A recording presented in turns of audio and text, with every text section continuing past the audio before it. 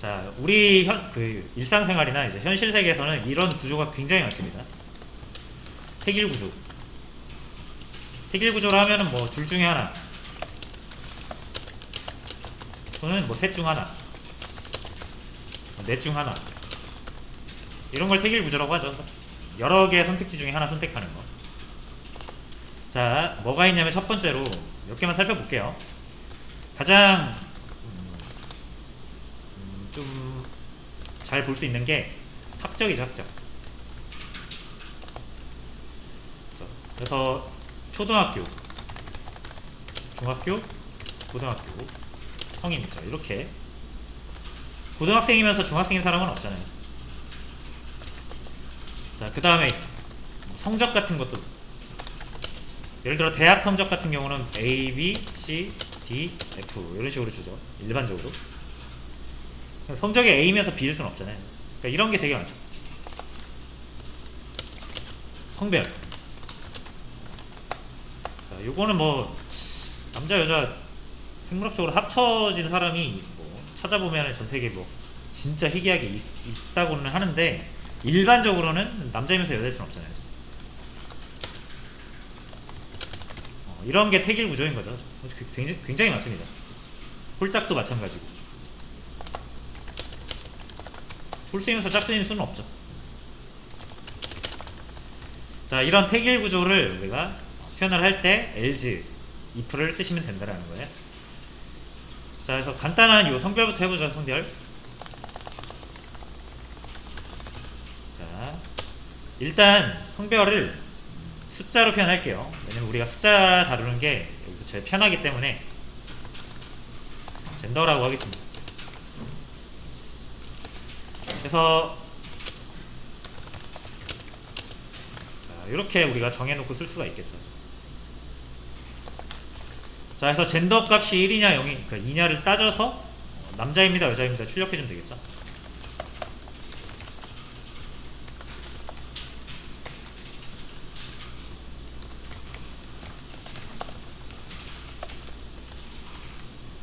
이게 두 개 다 실행되면 안 돼요. 그죠? 어떤 사람의 젠더가 1이면 이제 남자인 거고 2면 여자인 거니까 둘 중에 하나만 실행돼야겠죠? 자, 그럼 어제 사용한 거에 따르면 젠더가, 자, 요건 둘 중에 하나잖아요. 값이 딱 정해져 있죠? 그래서 이꼴로 표현을 해주면 될 것 같습니다. 범위값을 할 필요는 없죠, 이게.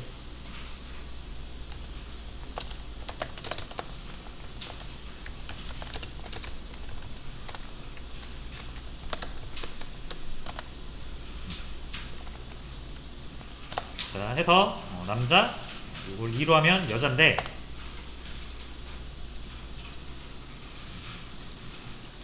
자, 근데 이제 여러분들 여기서 얘네 둘은 사실 관련이 있죠. 그죠? 남자가 딱 실행되면 여자는 실행되면 안 되죠. 어차피 남자인 게 결정이 됐으니까. 이게 택일 구조의 의미잖아요. 그죠? 하나 선택되면 이제 더 이상 다른 건 할 필요가 없는 거죠. 자, 그래서 이런 구조에서는 우리가 이 if 두 개를, 이 두 개의 if를 이렇게 연결하는 느낌으로 LG를 붙여주시는 거예요. 붙이는 느낌으로. 쇠사슬로 엮는 느낌으로. 근데 이제 보통은 이렇게 표현을 많이 합니다. 자, 이렇게 하면 이제 우리가 이렇게 1 넣었을 때 이게 선택이 되고 실행이 되면서 얘는 실행조차 되지 않습니다.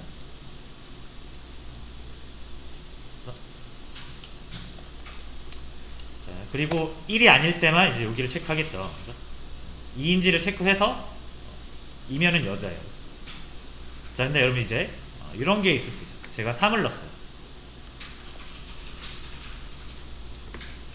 아무것도 안 나오죠. 자, 그래서 이제 이런 경우에는 우리가 LG라는 걸로 조건 두 개를 붙여가지고 택일 구조를 만들긴 했는데, 우리가 이 조건에 맞지 않는 값을 넣으면 안 될 수도 있어요, 얘는. 그죠? 근데 만약에 내가 둘 중에 하나를 무조건 실행시키고 싶어요, 무조건. 그래서 남자이면 남자. 근데 남자가 아니다? 그럼 무조건 여자. 두 개의 선택지밖에 없는 거예요, 세상에. 자, 그래서 만약에 둘 중에 하나를 반드시 실행시키고 싶으면은 요거 먼저 따지고 요게 아니면 나머지를 무조건 실행시키라는 의미로 조건을 지워버리는 거예요. 조건이 있다라는 건 조건이 있을 때만 실행된다는 얘기인데, 만약 여러분들이 이 조건을 없애버리죠. 이렇게 없애버리면 얘 아니면 무조건 얘를 실행하는 거예요. 조건이 없으니까 따질 필요가 없는 거예요. 그러면은 3일 때는 1이 아니잖아요. 요거 아니면 무조건 요거예요. 무슨 말인지 아시겠죠? 그래서 둘 중에 하나를 선택해야 되는 구조에서는 요렇게 if, else를 많이 씁니다. else, if를 써도 되지만 둘 중에 하나를 반드시 선택해야 하는 경우에서 여기를 우리가 굳이 할 필요는 없잖아요. 위에 거 따져보고 이거 아니면 무조건 이거니까 이렇게 생각하시면 돼요. 자, 홀짝은 좀 이따가 해보고요. 자, 그 다음에 하나 더 해보죠. 학적.